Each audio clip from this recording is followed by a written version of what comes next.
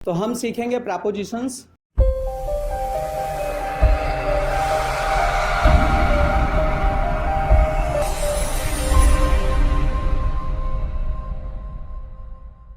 Propositions देखिए दो word से मिलकर के बनता है। पहले हम इसको कॉन्सेप्ट समझ लें, प्रपोजिशन कहते किसे हैं। देखो PRE प्री, और उसके बाद आता है एक वर्ड है पोजीशन। पोजीशन का मतलब होता है स्थिति, प्री का मतलब होता है पहले, पोजीशन का मतलब होता है सिचुएशन या स्थिति किसी चीज की। तो प्रपोजिशन बेसिकली क्या होते हैं, एक वर्ड होता है, जैसे हमने लिखा द बुक, इसको समझें, डेफिनेशन बताएंगे लेकिन डेफिनेशन आपको एग्जांपल के साथ बताएंगे। The book is on the table, right, ये हमने लिख दिया। हमने क्या लिखा, the book is on the table, right. तो यहां पे देखो ये जो ऑन है ना, ये प्रपोजिशन का काम कर रहा है। क्यों कर रहा है, यहां पे देखें, इसमें देखो दो नाउन है, एक नाउन का दूसरे नाउन से जो रिलेशन बताता है, स्थिति बताता है कि वो किस परिपेक्ष में है, किस तरह से रखी हुई है, कहाँ पे प्लेस्ड है, उसी को प्रपोजिशन बोलते हैं। यहाँ पे प्रपोजिशन कौन सा आया है, ऑन। तो देखो the book is on the table, तो पहला नाउन कौन सा है, बुक, दूसरा नाउन कौन सा है, टेबल, राइट। तो ये इसके कॉन्सेप्ट में है। अच्छा, अगर हम ये मान लें, अगर हम इसको हटा दें तो क्या बन जाएगा, अब इसको पढ़ के देखो, the book is the table, है ना, किताब जो है वो मेज है, किताब जो है वही मेज है, तो इसका अर्थ का अनर्थ हो जाता है। लेकिन दोनों का जो सिचुएशन है कि वो कौन सी चीज किस पर है, किताब पर मेज है कि मेज पर किताब है, इस चीज को बताने के लिए कौन सा वर्ड यूज किया हमने, ऑन। इसलिए ऑन क्या होगा, आपका प्रपोजिशन होगा। देखो ये पोजीशन बता रहा है, किसकी पोजीशन बता रहा है, बुक की, और किसके सापेक्ष में, किसके परिपेक्ष में बता रहा है, टेबल की, ठीक है। तो इसी को हम बोलते हैं प्रपोजिशन। प्रपोजिशन के कई काइंड होते हैं जो क्लास 9th के सिलेबस में है। देख लेते हैं कौन कौन सा काइंड है, इसको आप नोट भी करते रहे। तो इसकी डेफिनेशन जो दी गई है वो है कि a preposition is a word placed before noun और प्रोनाउन। मतलब किसके पहले लिखा जाता है, किसी नाउन के पहले या किसी प्रोनाउन के पहले लिखा जाता है। रिलेशन बताता है किसी भी वर्ड्स का एक दूसरे से, किसमें, किसी एक सेंटेंस में। जैसे मैंने अभी एक सेंटेंस यहाँ पे लिखा था, तो देखिए कौन कौन से वर्ड्स हैं। पहला है सिंपल प्रीपोजिशन,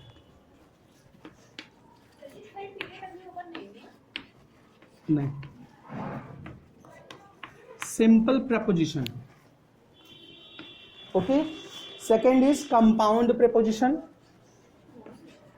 समझेंगे क्या क्या है ये। पहला कौन सा है बेटा, सिंपल प्रपोजिशन। दूसरा है कंपाउंड, वर्ड से समझेंगे, भी समझाऊंगा कैसे आपको समझना है। उसके बाद है तीसरा डबल प्रपोजिशन,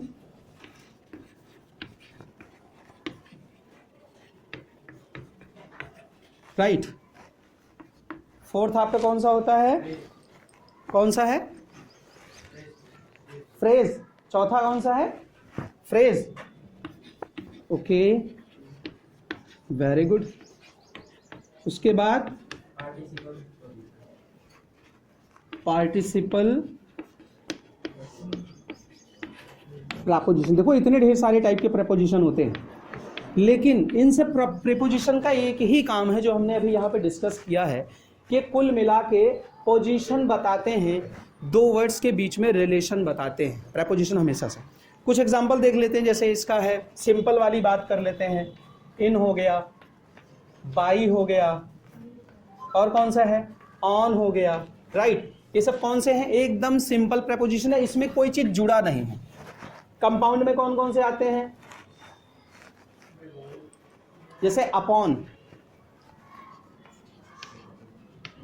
इनटू, और विद इन, ठीक है। अब देखो इसको हम कंपाउंड क्यों कह रहे हैं, ये कंपाउंड समझिए। कंपाउंड, कंपाउंड का मतलब होता है दो सिंपल प्रपोजिशन को मिला दिया गया।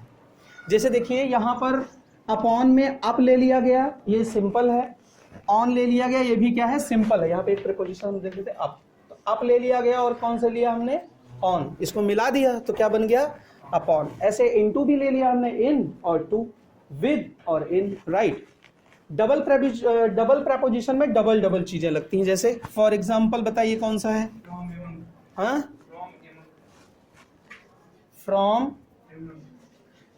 अमंग और फ्रॉम अंडर। तो फ्रॉम अलग है और अंडर अलग है, ये दोनों अलग अलग प्रपोजिशन लिया गया है। जब दो अलग अलग प्रपोजिशन यूज किए जाते हैं तो उसी को हम क्या बोल देते हैं? डबल प्रपोजिशन वहां पे यूज हो रहा है। फ्रेज प्रपोजिशन बताइए कौन कौन से होते हैं? अलॉन्ग विद, ठीक है। पार्टिसिपल वाला बताइए।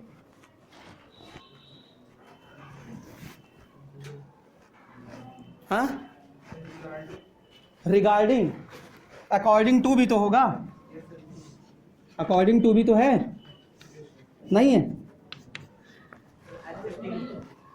हाँ, एक्सेप्टिंग टू, एक्सेप्टिंग है, ओके, ये वाला एक्सेप्टिंग है, ठीक है। तो ये 5 टाइप के प्रपोजिशन होते हैं, ठीक है। कितने टाइप के होते हैं? 5 टाइप के होते, बहुत ढेर सारे टाइप के हैं, मेनली 5 टाइप के। हम थोड़ा सा बेसिक चीजें आपको बताने वाले हैं, इसको मिटा देता हूं मैं। कुछ थोड़े बहुत कॉन्सेप्ट मैं आपको समझाऊंगा प्रपोजिशन से रिलेटेड, जो बिल्कुल ही कॉमन कॉन्सेप्ट है, इसको समझ लें।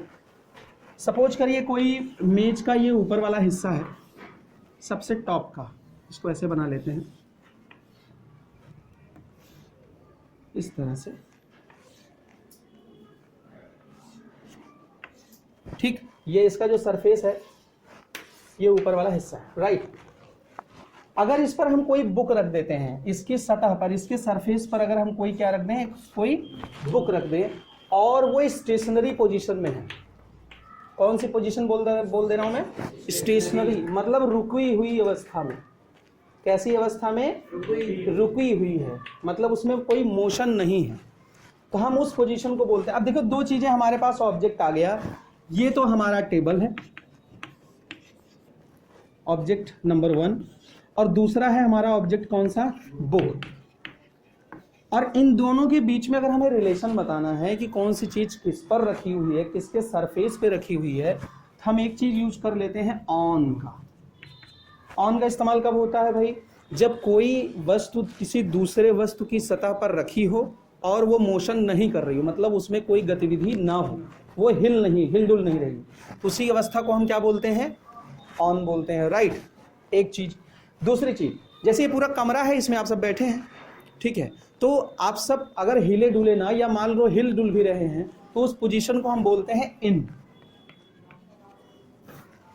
और जब आप यहाँ पे मे आई कम इन कहते हैं, मे आई कम इन सर, उसके बाद जब मैं कहता हूँ यस यू कम इन, तो आप जब आते हैं तो आप पहले कहाँ रहते हैं? बाहर। उसके बाद कहाँ आ रहे होते हैं? कमरे के अंदर। तो उस वाले सिचुएशन के लिए क्या लग जाएगा आपका? इनटू लग जाएगा।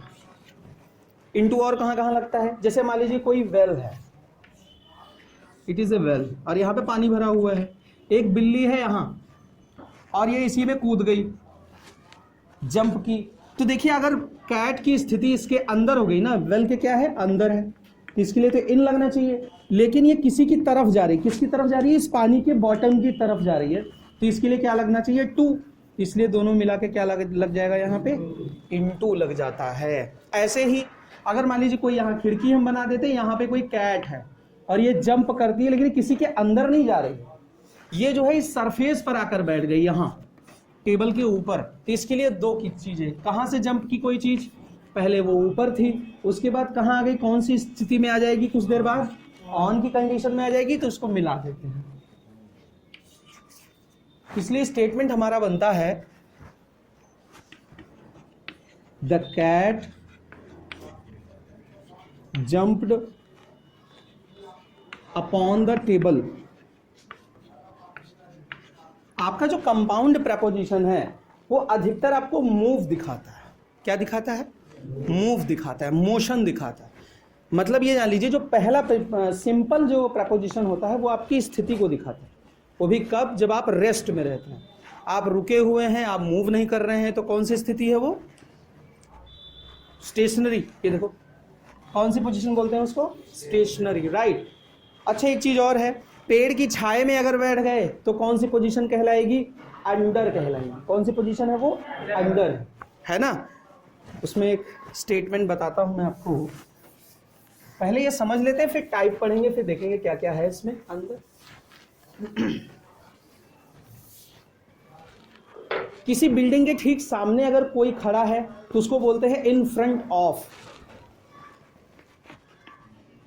In front of. अगर आप किसी चीज के एकदम सामने, किसी दुकान के सामने आप खड़े हुए तो क्या बोलेंगे उसके लिए, क्या लगेगा, इन फ्रंट ऑफ। किसी बिल्डिंग के ठीक पीछे कोई खड़ा है तो उसके लिए क्या लगेगा, बिहाइंड लगता है। या आप किसी के सामने खड़े हैं तो उसके लिए बिफोर भी यूज किया जाता है। कई बार क्या यूज किया कर लिया जाता है, बिफोर। ठीक, इस तरह की चीजें यूज होती हैं। और जो मैं अभी स्टेटमेंट बोल रहा था वो स्टेटमेंट होगा, the boys are sitting under the tree. अब ध्यान दो यहां पे, है ना, कहां बैठे हैं भाई बच्चे, पेड़ के नीचे, मतलब छाया में बैठे हैं उसके। यहां पे देखो पहला नाउन तो ये है प्लूरल वाला, और दूसरा क्या है, ट्री। तो इसके कंपैरेटिव में इसकी सिचुएशन कहाँ है भाई, बैठे हैं तो कहाँ बैठे हैं, हो सकता है पेड़ पे चढ़ के सब लोग बैठे हों, राइट। तो पेड़ पर तो नहीं बैठ सकते हैं, लेकिन उसे छाए में बैठना आसान है, तो उसके छाए में बैठे इसलिए उसके लिए क्या लग गया, अंडर, राइट।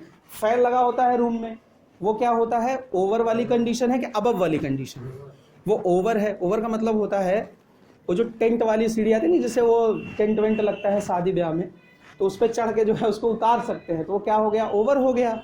और अगर जो प्लेन उड़ते हैं, आपने देखा छोटे छोटे, उसके लिए क्या लगेगा, अबव लगेगा। अबव हो गया और ओवर, दोनों में आपको फर्क पता चला, अबव कहाँ यूज होता है और ओवर कहाँ यूज होता है। जैसे स्टार्स के लिए क्या लगेगा, ओवर नहीं, स्टार्स के लिए क्या लगना चाहिए, अबव लगना चाहिए। ठीक है, हमारे सर के ऊपर अगर कोई चीज है और किसी कोई मान लो कोई कंस्ट्रक्शन है, कोई बिल्डिंग है, तो ऊपर से तो पैक ही है, उसके टॉप पे अगर कोई सीलिंग फैन लगा हुआ है या फैन लगा हो तो उसके लिए क्या यूज होगा, ओवर। अगर कोई जहाज उड़ के गई तो क्या यूज होगा, थैंक यू।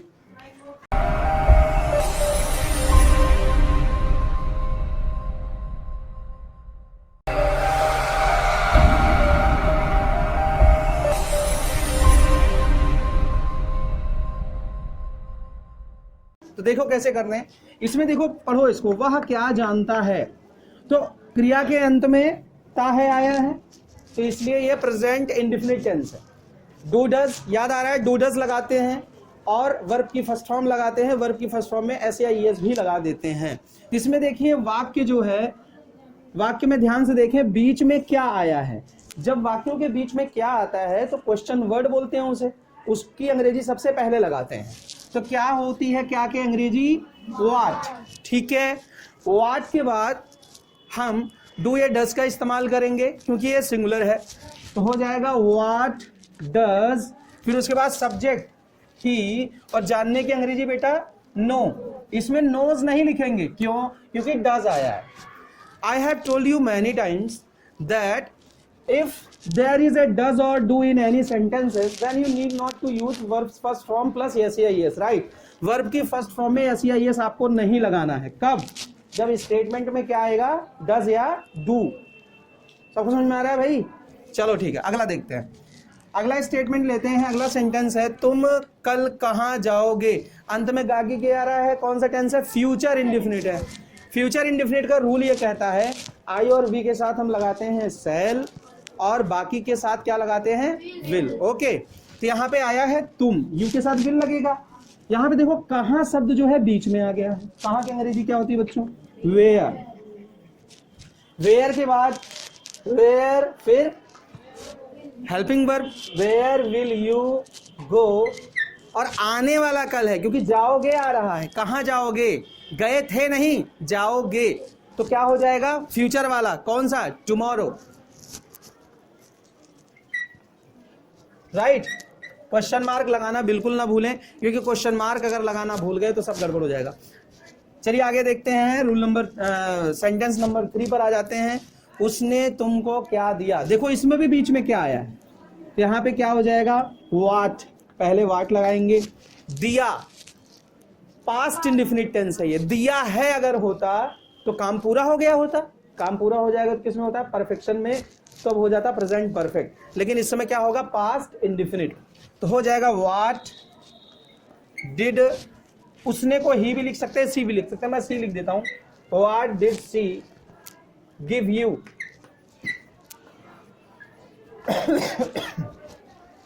ध्यान रखें यहां पे देखो क्या लिखा है मैंने, what did she give you, उसने तुमको क्या दिया, राइट। अगला देख लेते हैं, राम अपने भाई का काम करता है। काम किसका है, अपने भाई का है, अपने भाई का काम, ध्यान रखिएगा, राम अपने भाई का काम करता है। तो पहले राम करता है इसका ट्रांसलेशन करेंगे, तो लिखेंगे राम डज, राइट, करता है, क्योंकि राम क्या है, सिंगुलर नाउन है, राइट। राम अपने भाई का काम करता है, Ram does his brothers work, brothers apostrophe S और फिर यहां पे लिखेंगे वर्क, राइट, हो जाएगा ऐसा, समझ में आ रहा है आपको। उसके बाद हम 5वां देख लेते हैं, रहीम कहाँ रहता है। तो कहाँ की अंग्रेजी हम वेयर लगाते हैं, वेयर, वेयर डज, फिर रहीम, रहीम का ध्यान रखें, रहीम प्रॉपर नाउन है, पहला लेटर हमेशा कैपिटल होगा। Where does Rahim live, okay, question mark लगाना हमको भूलना नहीं है, क्वेश्चन मार्क लगाना भूल गए तो गड़बड़ा जाएगा, ध्यान रखिएगा। उसके बाद लिखा है, क्या तुम रात में पढ़ते हो, कौन सा टेंस है, प्रेजेंट इंडेफिनिट। क्या शुरू में है तो डू डज पहले लगता है, तो डू यू स्टडी, कब, रात में, एट नाइट। देखो ध्यान रखो, दिन के जितने भी स्टॉपिंग है, जैसे मॉर्निंग है, आफ्टरनून है, नून है, इवनिंग है, नाइट है, इन सब के पहले एट लगाओ, क्योंकि ये पॉइंट ऑफ टाइम को डिनोट करता है, तो क्या लगेगा, एट, राइट। उसके बाद लिखा है, उसने तुमसे क्या कहा। उसने में लड़की भी हो सकती है, लड़का भी हो सकता है, हम सी ले लेते हैं। तो क्या बीच में आया तो इसकी अंग्रेजी क्या करेंगे बच्चों, पहले लगाएंगे व्हाट, व्हाट डज सी से टू यू, राइट, समझ में आ गया आपको अच्छे से। तो यहां पे एक मिनट, कहा है ना, ये कौन सा टेंस है, पास्ट इंडेफिनिट है, तो यहां पे डिड लगेगा, व्हाट डिड सी से टू यू, डन।